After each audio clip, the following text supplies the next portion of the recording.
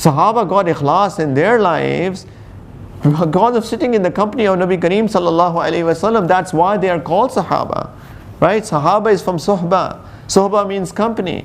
So they are called Sahaba because they were in the Suhba of Nabi Kareem sallallahu alaihi wasallam. That's how they got that sincerity in the hearts.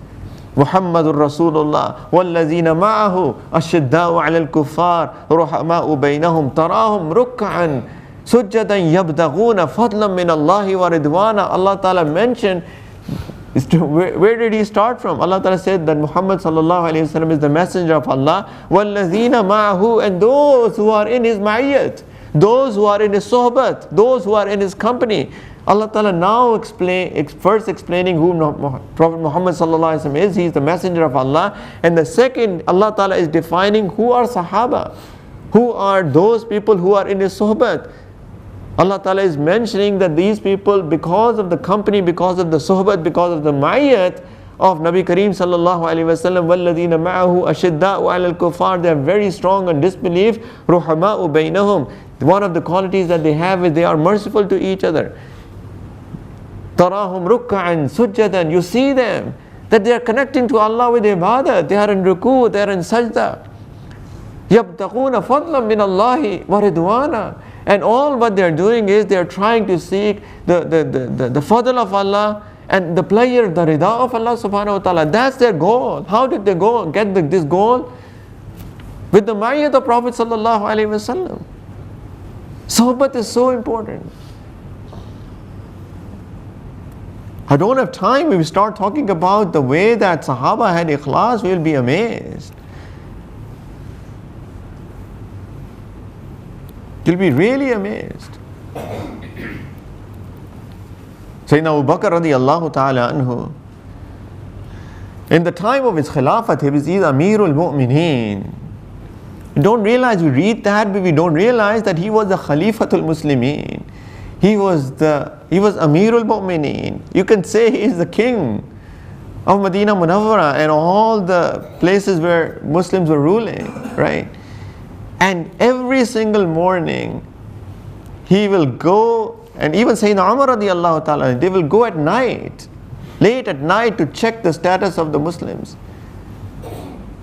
Once Sayyidina Abu Bakr radiallahu ta'ala, he asked other Sahaba that, here's the list of the orphans, the widows, all of these poor people. I want everybody to take care of one of them. So Sayyidina Umar, he stepped forward, he looked at the list, and there was one old woman, and there was no name in the front. So he thought, I will just take care of her. Why do I need to put my name in there?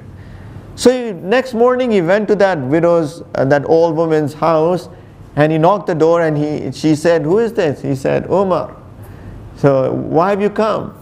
He said that I want to help you. Can I please help you in cooking, cleaning? She said, my things are taken care of. Oh, really?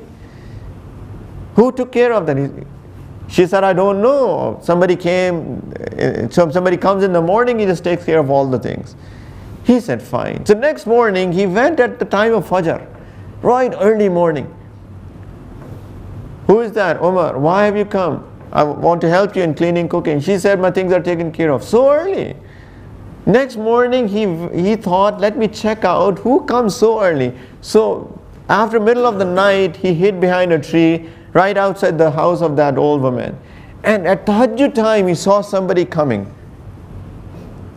And he was not even wearing his shoes. He was coming secretly, all covered up. And as soon as he was about to knock the door of that old woman, he called him, oh man, who are you? So this man turned and he took his shawl off and he said, Abu Bakr. Khalifatul Muslimin is coming at the time of Tahajjud, not even revealing his name, covering himself up to help an old woman so that nobody knows that the Khalifa is helping an old woman. He said, oh, Ya Amir al-Mu'mineen, you come so early. Why are you not wearing your shoes?